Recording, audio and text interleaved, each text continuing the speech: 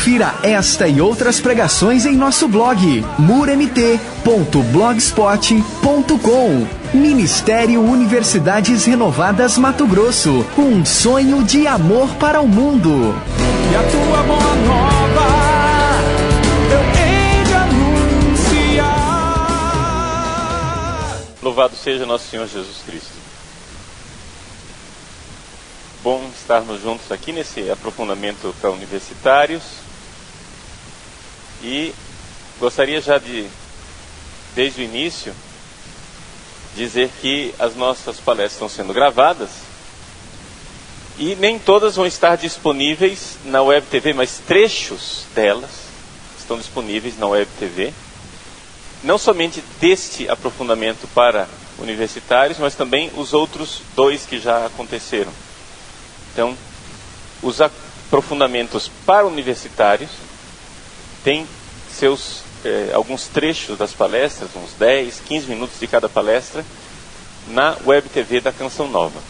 Né? Então, além de você poder adquirir o áudio das palestras que estão sendo gravadas, você pode também, depois, passar isso para o pessoal que não pôde estar presente, para sentir um pouco o que é que foi o nosso aprofundamento. Então fica aí a dica para você acessar, né, a Web TV da Canção Nova. Pois bem, vamos iniciar a palestra de hoje. Eu gostaria um pouco de, nessas palestras que eu irei fazer no dia de hoje, tratar de forma bem específica o problema do relacionamento entre a fé e a razão no campo universitário e colocando para vocês qual é a agenda, não é, dos assim chamados cientistas, os acadêmicos, os pesquisadores, as pessoas que hoje tomaram posse da universidade, o que é que eles estão querendo fazer e por que é que o cristianismo se tornou um empecilho tão grande. Vejam, eu não sou do tipo da pessoa que gosta de alimentar nos outros teorias da conspiração. O que é teórico? Um teórico da conspiração, um sujeito que acha que tudo que acontece no mundo existe um QG, um quartel-general em algum lugar, né? O pessoal lá na ONU, ou então em Genebra, em algum lugar escondido, em alguma bate-caverna do mundo, né? Eles estão planejando tudo o que está acontecendo com a humanidade, e então está tudo acontecendo conforme o planejado. Por que não sou teórico da conspiração? Por uma razão muito simples. As pessoas são livres e não é possível controlar a história. É possível influenciá-la, mas não controlá-la. Segunda coisa, nós vivemos numa sociedade e num mundo tão complexo que não existe um quartel-general em algum lugar onde as pessoas estão pensando. Não. O negócio é o seguinte, se houvesse esse quartel-general, a gente podia fazer o seguinte, descobri-lo, jogar uma bomba e estava resolvido o problema, né? Era mais ou menos como a solução que alguns apresentavam para a Segunda Guerra Mundial. Está aí Hitler matando mais de 6 milhões de judeus, não sei quantas pessoas em campo de concentração, etc. Então vamos fazer o seguinte, a gente mata o cara, acabou. Né? Você mata um, você poupa a vida de milhões. Então era uma solução. E deixa eu dizer para vocês, era uma solução moralmente válida. Tá? Não era assim, que é isso? A igreja é a favor de matar? A igreja não é a favor de matar ninguém. Mas o que acontece é o seguinte, nós estamos aqui diante de uma situação onde milhões de pessoas estão morrendo por causa de um. Você vai lá tentar convencer o Hitler e convertê-lo, acho que ele não está aberto à catequese. Não está querendo mudar. O cara é simplesmente insano. E está levando a sua insanidade a se transformar num fenômeno coletivo, onde um país inteiro, ensandecido, né, levado pela irracionalidade e pela barbárie, está fazendo o que está fazendo com o mundo. Muito bem. Se é o líder carismático chamado Hitler que está causando tudo isso, vamos lá, mata o cara, resolvido o problema. Se nós tivéssemos um Hitler para matar, eu seria o primeiro a dizer para vocês, gente, vamos lá, comecem a fazer curso de tiro, né? E vamos ficar muito bons no tiro ao alvo e vamos atrás do fulano. Mas não existe esse fulano. Se existe um quartel-general que está organizando tudo e pensando tudo, ele não está aqui no mundo. Você vai ter que ir no inferno. Entende? Você vai ter que ir lá para o quartel-general de Satanás, no QG do inferno, e perguntar o que é que Satanás está bolando para destruir a igreja, o reino de Deus, a fé, a verdade, a justiça e a bondade. Aí sim, nesse quartel-general, né, nós poderíamos encontrar todos os planos e projetos, sabendo, porém, que o diabo, ele é astuto, ele é matreiro, ele é esperto, mas ele não é sábio. Por quê? Porque ele não vê os desígnios de Deus. E só quem vê a vontade de Deus é sábio. Ele pode ter muitas artimanhas para destruir a igreja, mas no final Deus triunfará. Como triunfou na cruz. Deixa eu repetir a frase. Deus triunfou na cruz. Eu não disse Deus triunfou na ressurreição. Eu disse Deus triunfou na cruz. Então, a primeira palavra que eu tenho para colocar para vocês é um pouco isso. Que visão de mundo que nós, cristãos, nós católicos, temos? O que é que está acontecendo com esse mundo? Esse mundo está enlouquecido, padre. Hã? Que maluquice é essa? Bom, meu irmão, está escrito no Catecismo da Igreja Católica, número 675, 676, 677. Né? Esses três números, um depois do outro, de 675 a 677. Está lá escrito no Catecismo da Igreja Católica que haverá no final dos tempos a grande apostasia. Haverá no final dos tempos o fato de que muita gente dentro da igreja, muita gente que crê, abandonará a fé. E então haverá a impostura do anticristo, onde o ser humano vai apresentar-se como solução para todos os problemas, oferecendo às pessoas um mundo melhor, uma solução para o sofrimento, para a miséria, para a fome, para a doença, para a morte. Mas isso é uma impostura anticrística, ou seja, é o homem se colocando no lugar de Deus, querendo resolver o problema dos homens. Isso levará muitas pessoas a abandonar a fé, e então haverá um desencadeamento último do mal. Isso quer dizer o quê? Isso quer dizer que a maldade irá perseguir quem tem fé. Os maus irão perseguir os cristãos. E a igreja irá triunfar.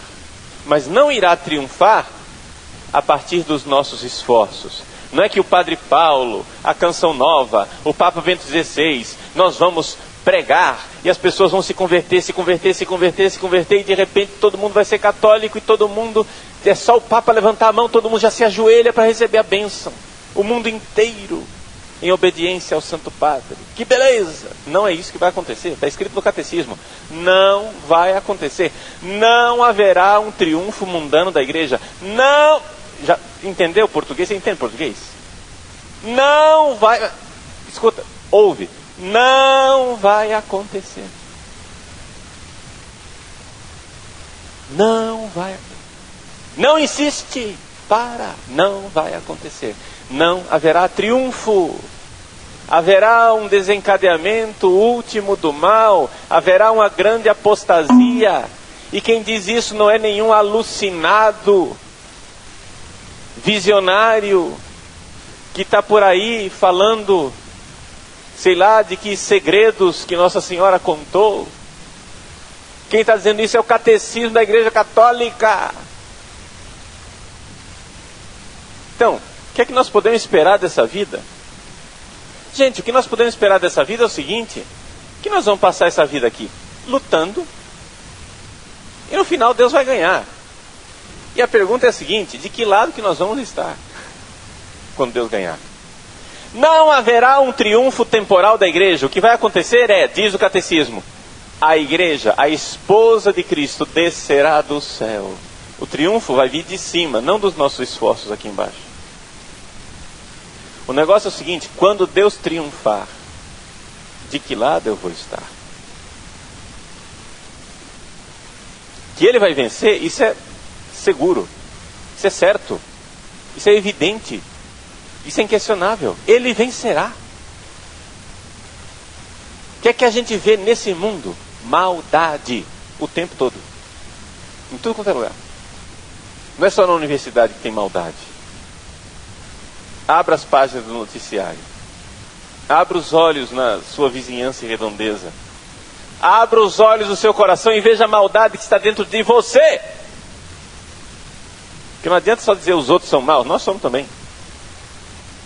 De que lado eu estarei quando Deus vencer? Então, uma vez dito isto, vamos entender que a proposta da Igreja Católica não é uma proposta revolucionária. A proposta da Igreja Católica não é a proposta de nós nos organizarmos para impor ao mundo a vitória triunfante final do catolicismo. Isso seria uma revolução de direita. E a igreja é tão antirrevolucionária que ela é contra uma revolução até mesmo quando ela é a favor dela. Não vai acontecer. Isso quer dizer que nós temos que parar de lutar? Não, nós temos que lutar. Sim. Por quê? Porque nós temos que ser missionários, temos que fazer as pessoas se converterem, isso faz parte, né, da nossa vocação. Mas nós estamos num mundo que não é somente não cristão. Estamos num mundo anticristão. E qual é a agenda desse mundo anticristão? Já colocando essa agenda desde o início, se a gente fosse perguntar para Satanás o que é que ele está querendo lá no quartel-general, então saibam que não se trata de um quartel-general aqui na Terra.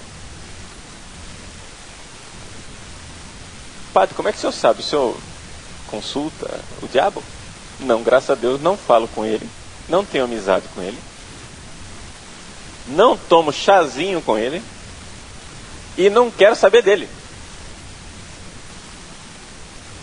Mas a gente não precisa invadir o quartel-general do inimigo para saber quais são os planos dele. Um bom estrategista, quando ele vê o que o outro está fazendo, já vai enxergando onde ele quer chegar.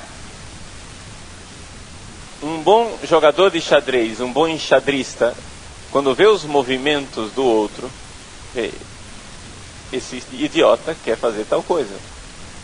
E eu vou então, né, prevenir isso.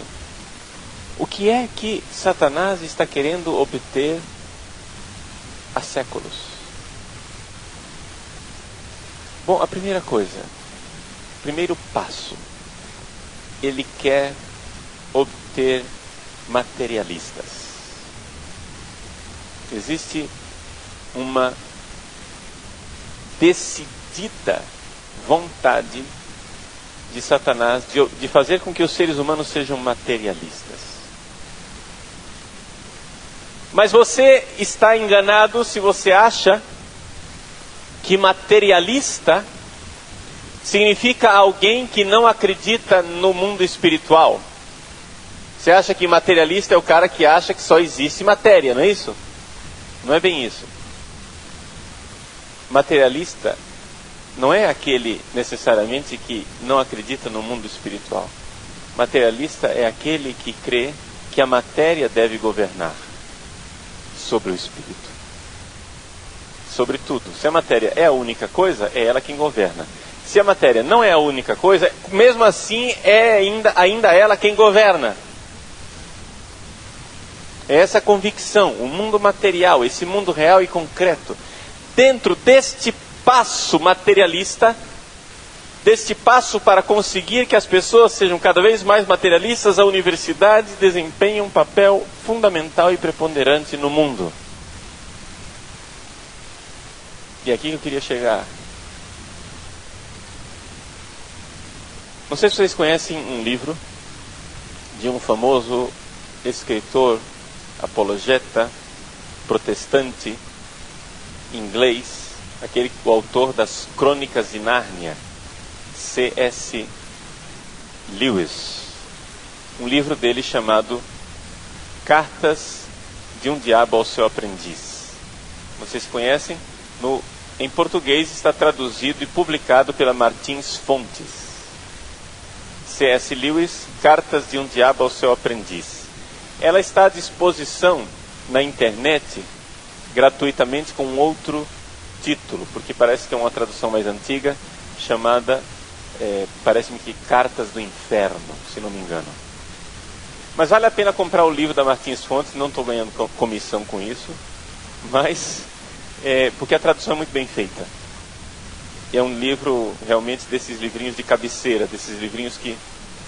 O que é essa Cartas de um Diabo ao Seu Aprendiz? É um demônio mais velho querendo ensinar para o seu sobrinho como é que ele deve fazer para levar uma alma ao inferno. Então ali ele vai expondo as estratégias do demônio de como fazer com que a pessoa se perca. E é muito interessante. Uma das cartas, Lewis faz o diabo mais velho dizer o seguinte: o diabinho mais novo, o fitafuso, né? Foi a tradução que fizeram do Screwtape.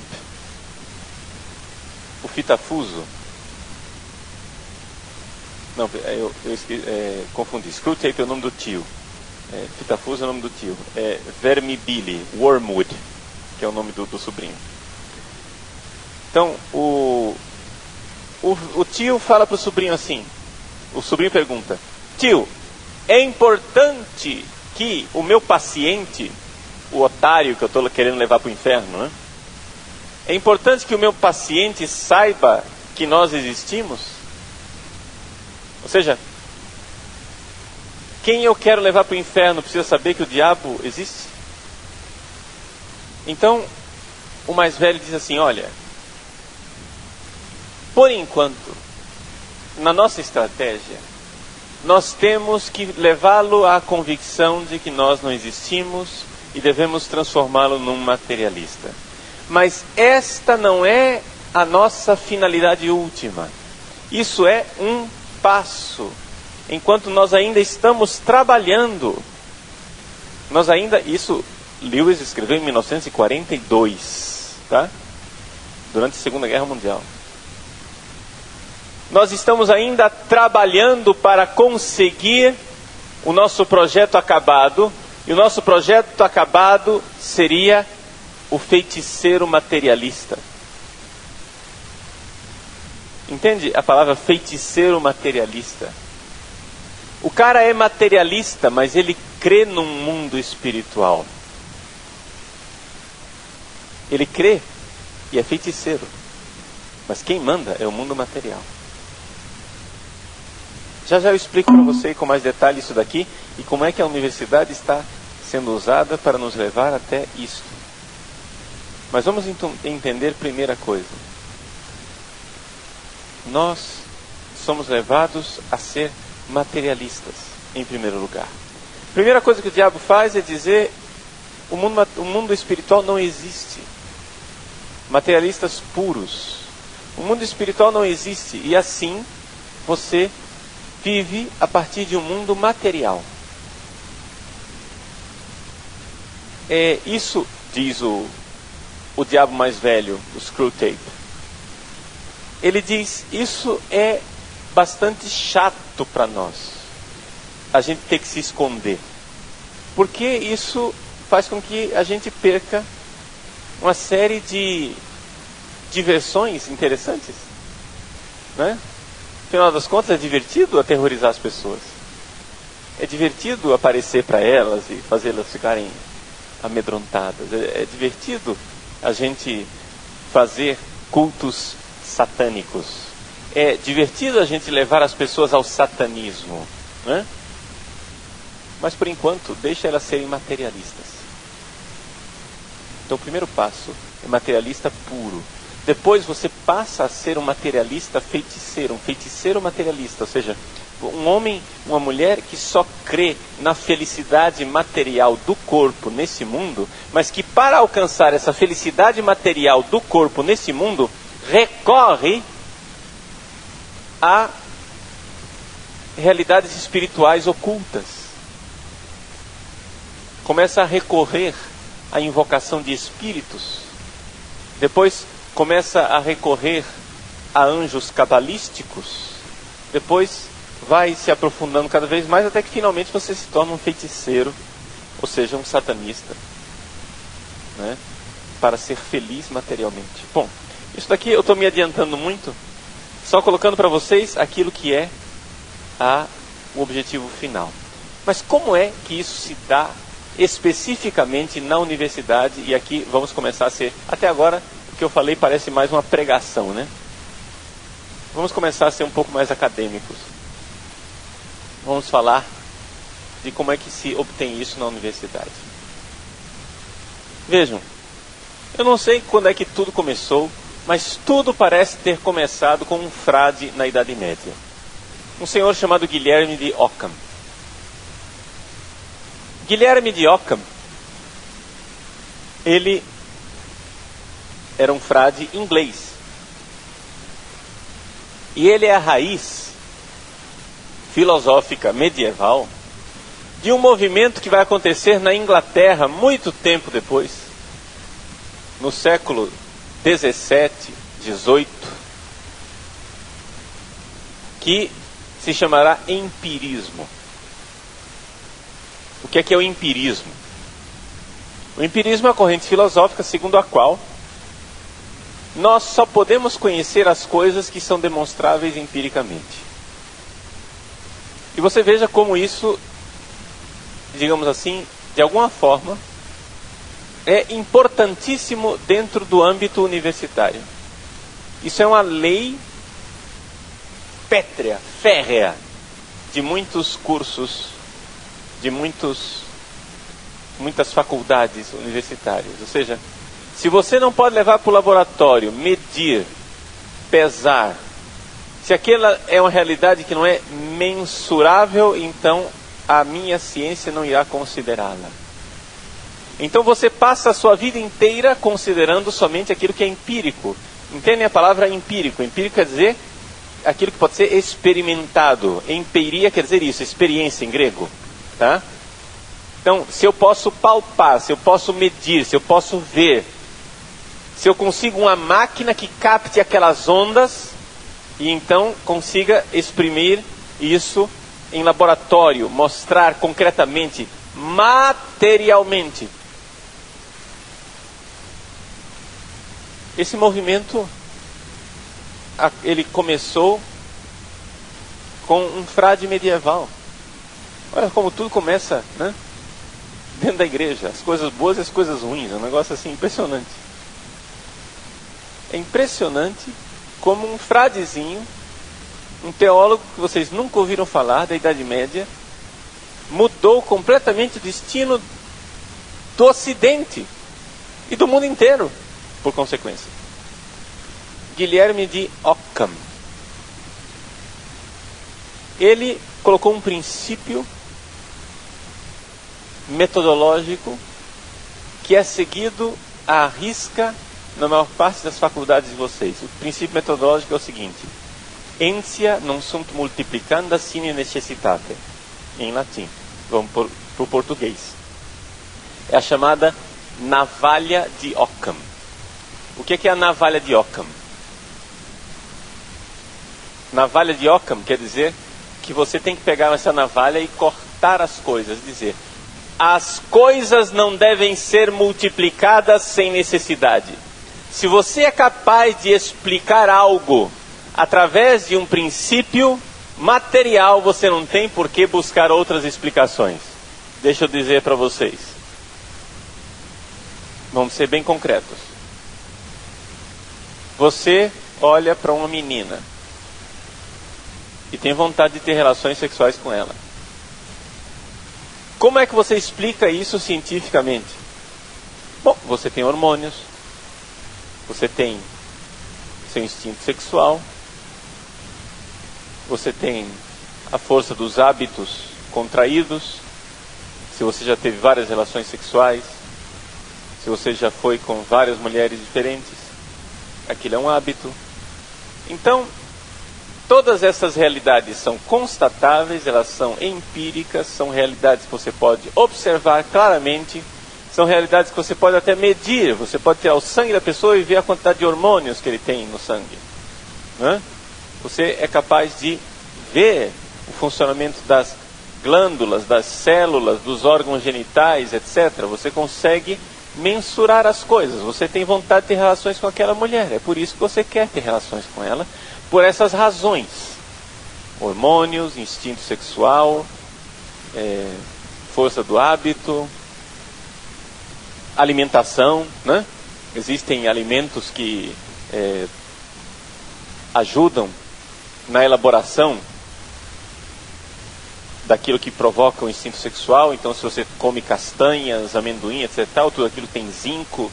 O zinco é importante para o desempenho sexual. Então, é por isso que todo mundo diz que amendoim é afrodisíaco e companhia limitada, né? Tudo isso, estou dando exemplos aqui. Evidente que eu estou falando de matérias que eu não sou especializado. Eu não sou biólogo, né? Eu não sou médico, eu não sou químico, nada disso. Estou dando exemplos, esses exemplos valem quanto pesa, ou seja, é só um exemplo. Se você consegue explicar por que é que aquela pessoa quer ter relações sexuais com aquela mulher,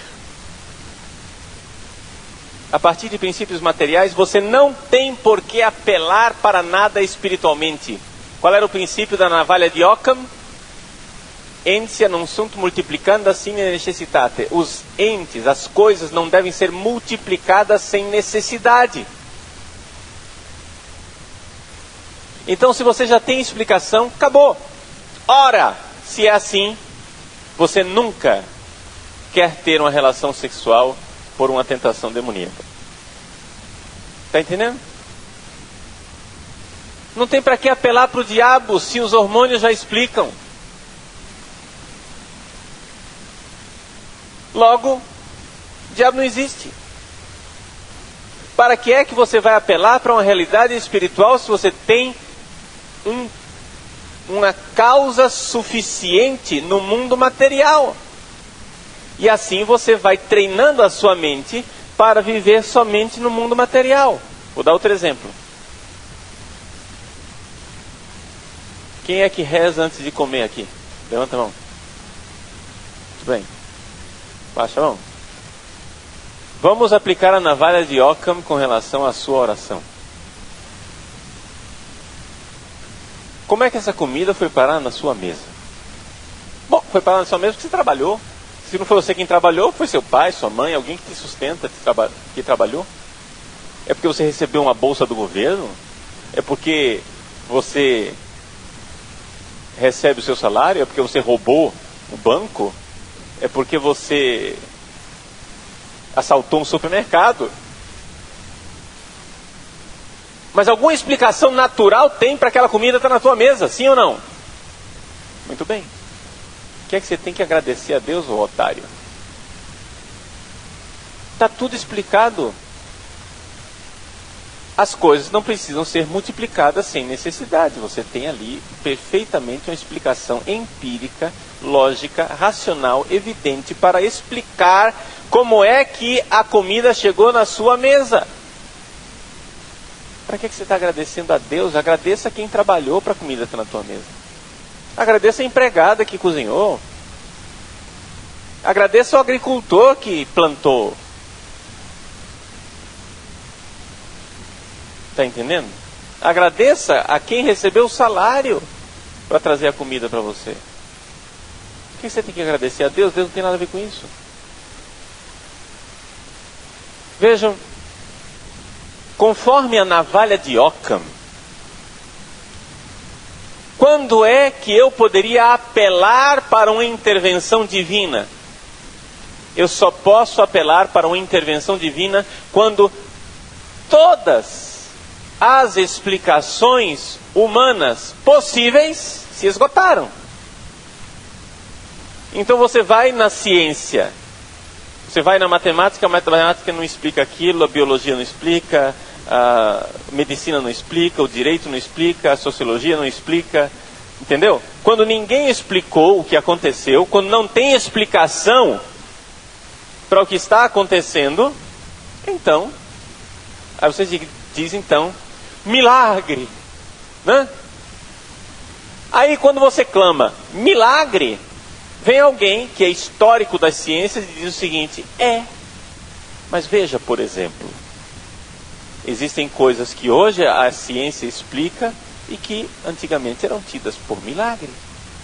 Então quer dizer que o milagre não existe. O que existe por enquanto é a ignorância.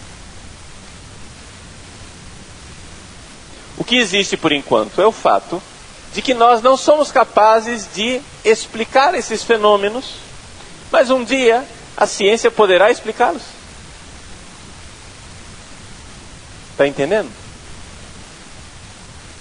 Então, se é assim, acabou o mundo espiritual. Estão entendendo como esse princípio metodológico... Atenção, mas padre, por que esse frade, o cara era frade franciscano. Como é que um frade faz uma coisa dessas? Mas, meu irmão, eu não estou dizendo que ele fez isso para fazer com que as pessoas fossem materialistas. Eu só estou dizendo que este princípio que ele colocou com boa vontade ou com má vontade, bem intencionado ou mal intencionado, porque eu não estou aqui para julgar ninguém, eu não estou aqui para dizer que Occam está no inferno. Está entendendo? Bem ou mal intencionado, esse frade abençoado criou um princípio que depois só criou confusão dentro da igreja. Eis aí o problema. Então, aqui que está a grande realidade. Se você pega a navalha de Occam e você aplica esse princípio em tudo, você está fechado dentro do mundo material. Você se fechou dentro do mundo material. As causas não precisam ser multiplicadas sem necessidade. Se você pode explicar uma coisa materialmente, não tem por que apelar para esta coisa, para uma outra coisa espiritualmente. Então, dos dois exemplos que eu dei para você, o que é que eu dei? Dei primeiro um exemplo de uma tentação sexual realizada pelos demônios. E o segundo exemplo eu dei da nossa ação de graças na mesa. Dos dois exemplos, os dois exemplos são exemplos que, se você aplicar a navalha de Occam, você claramente vai ficar trancado no mundo material. Ou seja, se você foi tentado sexualmente, a ciência é capaz perfeitamente de explicar por que você está sentindo atração sexual. Então, para que apelar para a intervenção demoníaca? Se você tem comida na sua mesa, a ciência é perfeitamente capaz de explicar como é que essa comida veio parar na sua mesa. Para que apelar para Deus e agradecer a Ele? Daí você vê que tem alguma coisa de errado nesse princípio metodológico. Existe algo de profundamente errado. Por quê? Porque se você for levar isto até o seu extremo, se você for levar isto até as últimas consequências, nós vamos ter que negar qualquer manifestação humana que esteja acima da animalidade.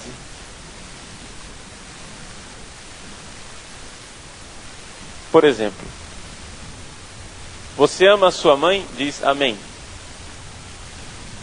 Ih, esse povo não gosta da mãe deles, hein? Pessoal, não. Você ama a sua mãe? Fala amém. Ah, obrigado.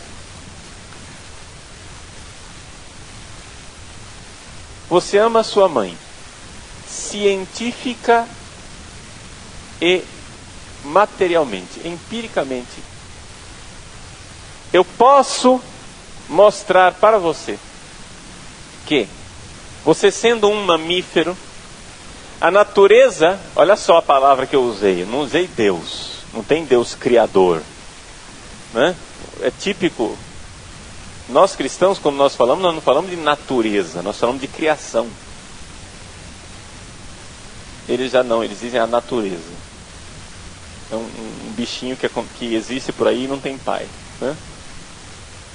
A natureza dotou você como mamífero de um instinto para estar perto da sua mãe, para que você não morresse de fome. Se o bezerro não quisesse estar perto da mãe, o bezerro morreria de fome. Vejam que o bezerro não tem absolutamente nenhum afeto pelo touro que é papai dele. Tá? Mas ele tem alguma ligação com a mãe, até que finalmente acontece o desmame e então ele aprende a comer capim. Lenta e gradualmente ele se afasta da mãe, de tal forma que, uma vez adulto, ele já nem se lembra mais do relacionamento que ele tinha com a mãe, e ele pode cobrir a própria mãe. Quem não entendeu o que quer dizer cobrir a própria mãe, né? Peço explicações para os veterinários. Ele pode cobrir a própria mãe, e isto nós, seres humanos, chamamos de incesto, né? Quando o filho e a mãe se unem carnalmente para gerar prole, chamamos isso de incesto, e os veterinários chamam isso de mau negócio. Por quê? Porque geneticamente não é bom você cruzar, né, dois animais com uma carga genética tão parecida, porque isso vai fazer com que os genes recessivos e defeituosos apareçam mais, então é mau negócio. Então, por isso, não por razões morais, mas simplesmente por razões práticas e econômicas, se evita isto. Muito bem. Está aí porque você ama a sua mãe.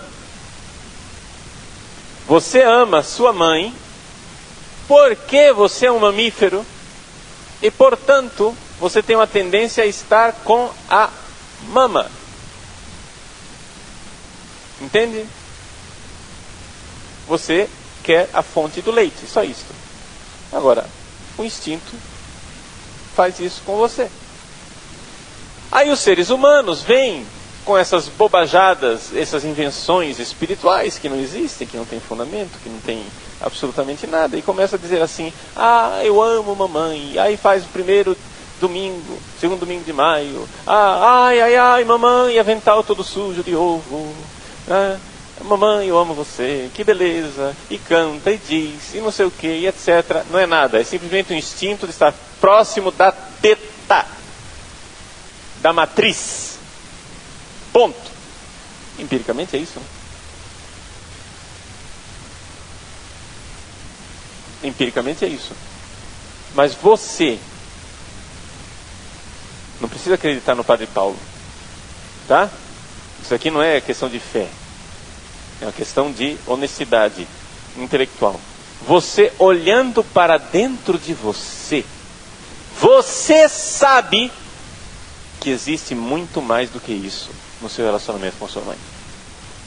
Basta você ter 5 minutos de honestidade de você com você mesmo. E você sabe que no seu relacionamento com a sua mãe existe algo mais do que leite. Você não sente afeto pela geladeira de onde você tira a caixinha de leite. Você não consegue sentir afeto pela geladeira. E você também, mesmo que fosse amamentado por outra pessoa, não sentiria o mesmo afeto pela sua ama de leite que você sente por sua mãe. Se a sua mãe tivesse pouco leite e você fosse amamentado por outra pessoa, o afeto iria para sua mãe e não para a ama de leite. Existe algo a mais. Existe algo que não é simplesmente físico. Existe algo que é espiritual. Agora, se você usa a navalha de Occam, se você se fecha no mundo do empirismo, se você se fecha nas explicações materiais que podem ser mensuradas, você está, de alguma forma, limitando o mundo de uma forma tão perversa, de uma forma tão irreal, de uma forma tão delirante, que isto que você faz não tem o direito de ser chamado de ciência. Vejam, eu não estou dizendo, tem muita gente que procura fazer assim, olha, as ciências, elas são realmente inquestionáveis.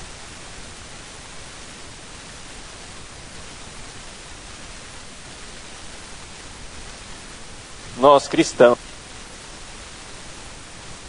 mas nós temos o direito de ter também essa explicaçãozinha aqui.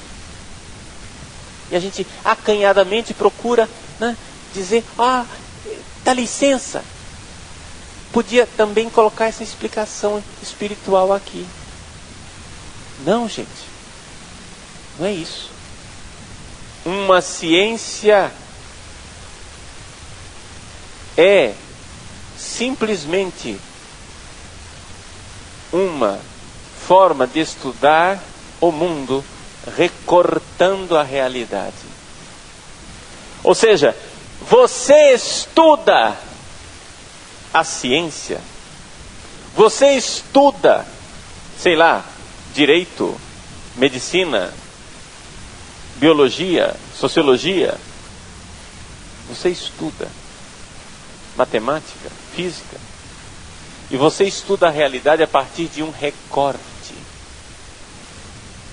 Mas não venha impor a mim e dizer que isto é a realidade. Isso não é a realidade, isso é um recorte da realidade. Você querer dizer que este seu recorte da realidade é a realidade é muito pouco científico e nada honesto. Está entendendo? Vejam, o método do Guilherme de Occam, ele é interessante para que eu exerça a minha profissão, para que eu faça aquela ciência da natureza, mas ele não é interessante para me dar a realidade. Está entendendo? São duas coisas diferentes. Nós, por causa do empirismo, por causa desse materialismo satânico, ficamos com a impressão de que o mundo real é o mundo como a ciência me propõe, mas na verdade o mundo da ciência é muito pouco real. Se existe algo que não é real, é o mundo da ciência. O mundo da ciência é um recorte do real, é um pedacinho do real, é um fragmento do real. E quando você pega esse fragmento do real e quer agora dizer que essa é a realidade, você está sendo um demente ou então um desonesto. Vamos dar exemplos bem concretos. Você pega a sua mãe, vamos investigar a sua mãe. Você entrega a sua mãe para um biólogo e ele vai examinar a sua mãe. É a mesma coisa que você entregar a sua mãe para um açougueiro. Ele examinaria a sua mãe, vendo onde é que ficava melhor para cortar e separar os pedaços de carne interessantes, como desossá-la, não é? Como limpar as vísceras e como pendurá-la na vitrine do açougue para que fosse comprada. Você sabe que existe algo a mais na sua mãe do que aquilo. Você entrega a sua mãe para um biólogo, para o biólogo ele é uma coisa. Ele recorta, esquece todos os outros aspectos. Para ser um bom biólogo, ele tem que esquecer o que é que aquela pessoa significa afetivamente, socialmente, espiritualmente, todos os outros mentes do mundo. Ele só quer saber o que é que aquela pessoa significa biologicamente. Você entrega a sua mãe para um matemático e ele vai dizer, ela é uma unidade. Ou então vai dizer, ela tem tantos metros. E vai transformá-la numa realidade numérica. Você entrega a sua mãe para um físico e ele vai calcular a aceleração e a velocidade com a qual a sua mãe vai cair do 100º andar. E quais vão ser as consequências do impacto, não é? Final, com que velocidade e força ela irá espatifar a cara quando chegar no chão. Num movimento uniformemente acelerado, se nada impedir. Você entrega a sua mãe para um advogado? Coitada da sua mãe. Então, o advogado irá olhar para a sua mãe como uma oportunidade de ganhar dinheiro.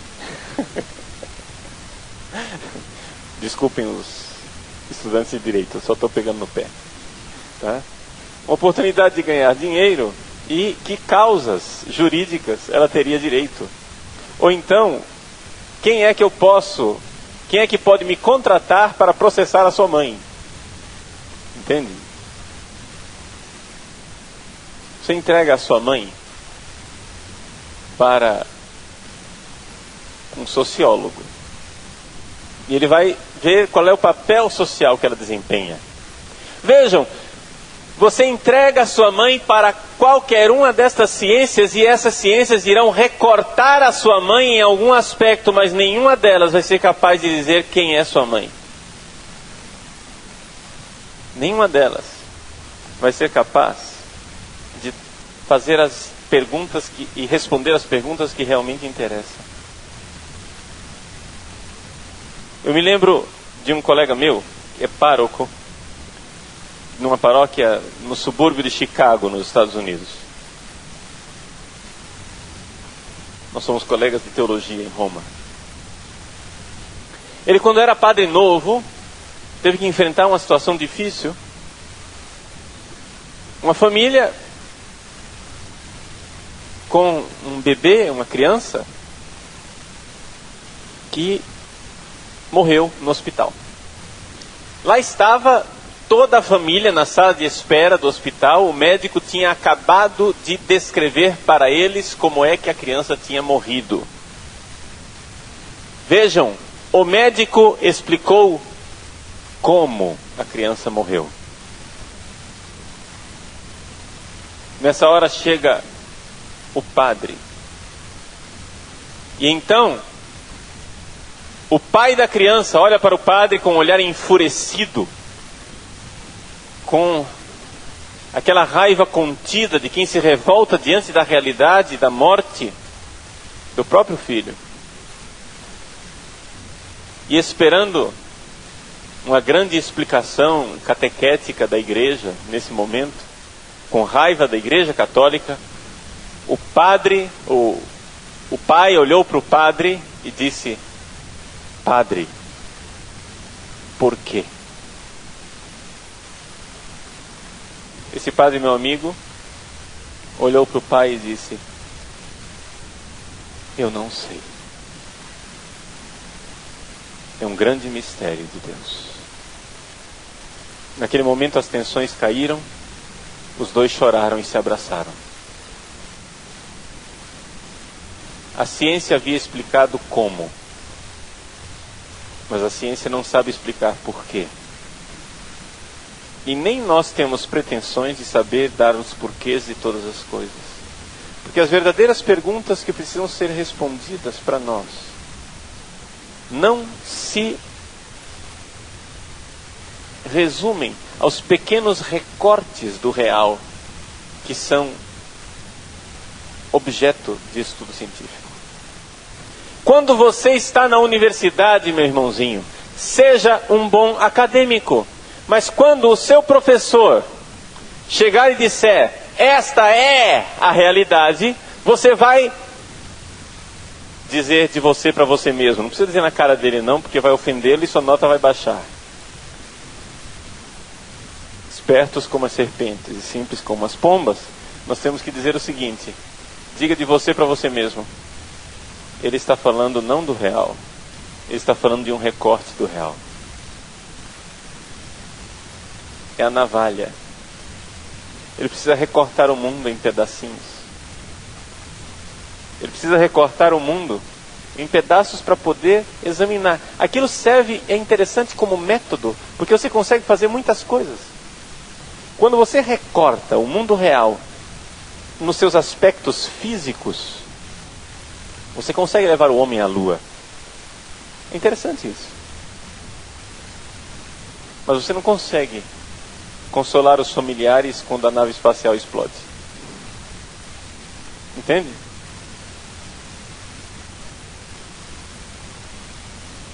Aqui está a coisa. A ciência está sendo usada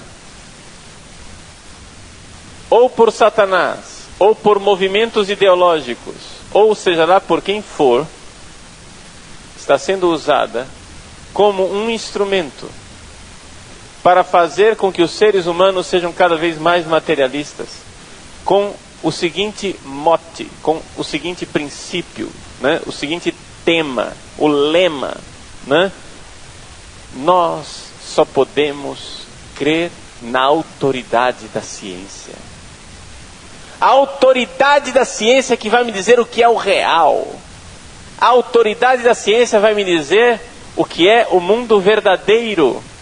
Mas a autoridade da ciência, gente, não é capaz de dizer o que é o real. A ciência só é capaz de dizer o que é um recorte do real, um fragmento do real. A ciência, ela vive num mundinho muito pequeno. Por que é que um médico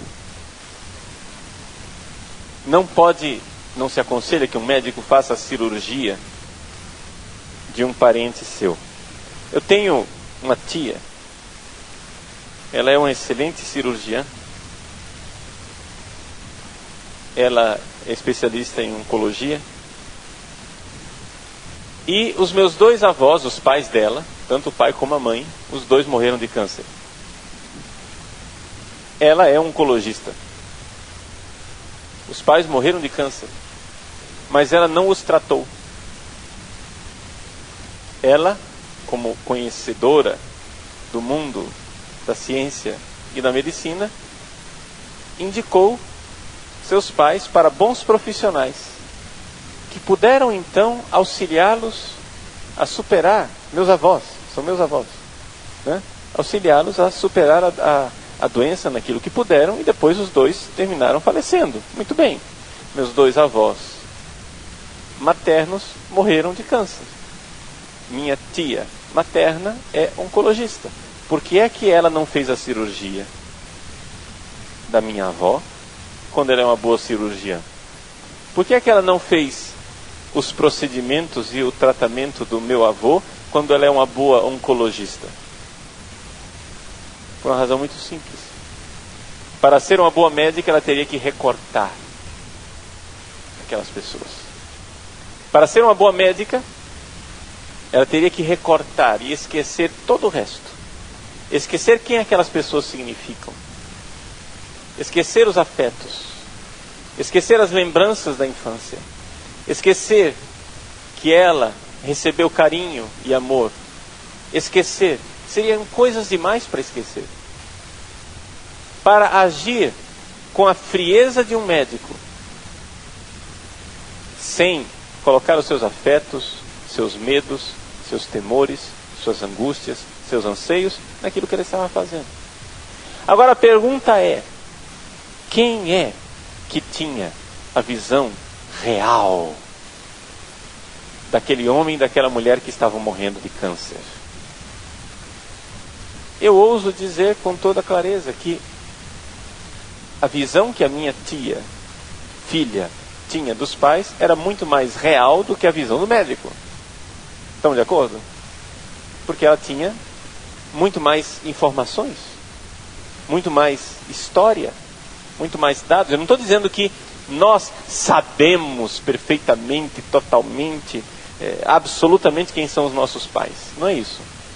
Mas você conhece melhor uma pessoa com a qual você convive há mais tempo do que um profissional que está conhecendo faz meia hora. Estamos de acordo? Depois, se você limita o mundo a um mundo onde só existem as coisas materiais, você então está olhando para o mundo de uma forma muito limitada.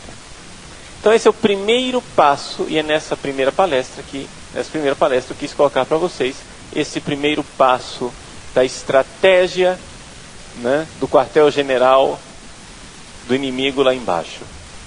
Primeira coisa que ele faz, primeira coisa que o demônio realiza nas nossas universidades é nos habituar. Ele primeiro quer fazer de nós bons profissionais, entre aspas. Então, você vai e se habitua durante 4, 5 anos de universidade, você se habitua a olhar para a realidade a partir daquele recorte. Aí depois ele vem e suspira no seu ouvido: este é o mundo real. E você se tornou materialista. Mas esse não é o mundo real. Esse é um recorte do mundo real. É um aspecto do mundo real.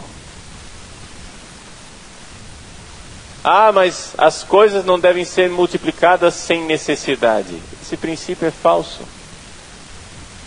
As coisas não devem ser multiplicadas sem necessidade dentro do método deste pequeno mundinho chamado sua ciência. A ciência, gente, a ciência que você estuda, seja ela qual for na universidade, é um mundinho. Ah, padre, mas tem tanta coisa que a gente não conhece? Sim, mas daí você vê o tamanho da nossa ignorância. Se você recorta o mundo desse tamanhinho e ele ainda é um mistério, imagine o mundo real. Está entendendo? Se você, por exemplo, quem é calouro e acabou de entrar na universidade, por que é que o pessoal mais velho na universidade tem uma tendência de olhar para os calouros, que isso aí é idiota, né? Olha para o calouro como se fosse um bobão. Por quê? Porque o calouro entra na universidade cheio de certezas, achando que ele sabe por onde vai a guerra. Enquanto, quando você começa cada matéria da universidade, é como se fosse uma porta fechada. É um mistério que está atrás daquela porta. Aí você diz: ah, agora eu vou estudar tal coisa, vou descobrir o mistério. Aí você abre a porta. E você descobre que atrás daquela porta tem um corredor com outras 10 portas fechadas. O mistério só aumentou. Quando você termina a universidade, o que você conseguiu aumentar não foi a sua ciência. Você conseguiu aumentar a sua sensação de ignorância. Você vê o quanto você não sabe.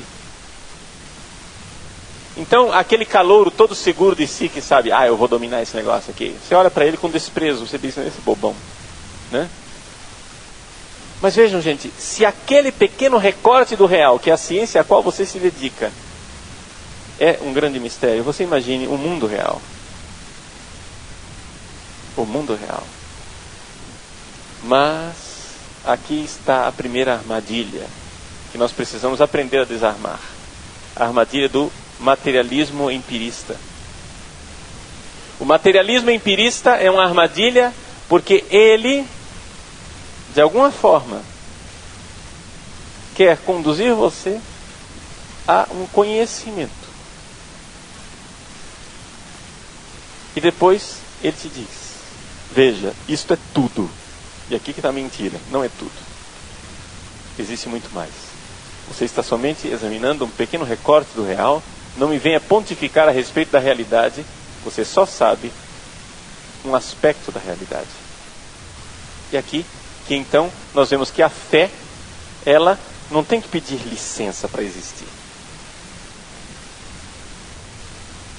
Nós, através da fé, temos o conhecimento de algo que a ciência jamais saberá. Deus, o sábio, Deus, a fonte de toda a sabedoria, se fez carne em Jesus Cristo nosso Senhor e nos disse coisas, verdades, que nenhuma ciência jamais descobriria. Estas verdades não são uma contradição com as verdades científicas. Essas verdades que Jesus nos revela não contradizem a verdade científica por uma razão muito simples. Elas são verdades que estão fora deste pequeno recorte que é a competência da sua ciência. Quando um físico como, sei lá, o Hawking ou Carl Sagan, sei lá o que, cosmólogo, chega e diz: o mundo começou com o Big Bang, portanto não há criação. Que ele me diga do Big Bang, dá até para aceitar essa teoria dele, porque aliás o Big Bang é uma teoria que até agora não conseguiu ser comprovada. Dá até para aceitar essa teoria do Big Bang. Agora, portanto Deus não existe, isso daí, meu irmão, você já saiu do seu recorte. Você está transgredindo os limites da sua ciência. Entendeu o problema? O problema dos cientistas empiristas é o seguinte: eles no início da caminhada eles dizem: só investigarei as coisas materiais. E depois de 20 anos só investigando as coisas materiais, ele diz assim: tá vendo? Nunca encontrei nada de espiritual. Deus não existe. Meu irmão, foi você quem limitou a sua investigação desde o início. Você primeiro se proíbe de investigar qualquer coisa que não seja material. Aí depois que não encontra coisas espirituais, diz: tá vendo? Não existe. Que estupidez é essa? Você escolheu um recorte do real. Você escolheu estudar um recorte do real chamado realidade material e empírica. Por que agora você quer pontificar a respeito daquilo que está fora do seu recorte? Que está fora da sua ciência. Portanto, está fora da sua competência. Nenhum cientista da natureza é capaz de nos dizer nada a respeito de Deus. Porque ele é incompetente para isso. Por quê? Porque ele é um cientista da natureza. E Deus é sobrenatureza, é o sobrenatural. Portanto, está fora do recorte que ele examina. Ele é incapaz de explicar as coisas. Então esse é o empirismo materialista, é a primeira armadilha que nós temos que aprender a desarmar. Tá bom? Vamos fazer agora um intervalo para o almoço, não é? E depois voltamos para nos divertir mais um pouco. Sonhar, crer em Deus. Ministério Universidades Renovadas Mato Grosso. Um sonho de amor para o mundo. Deus, unir a fé.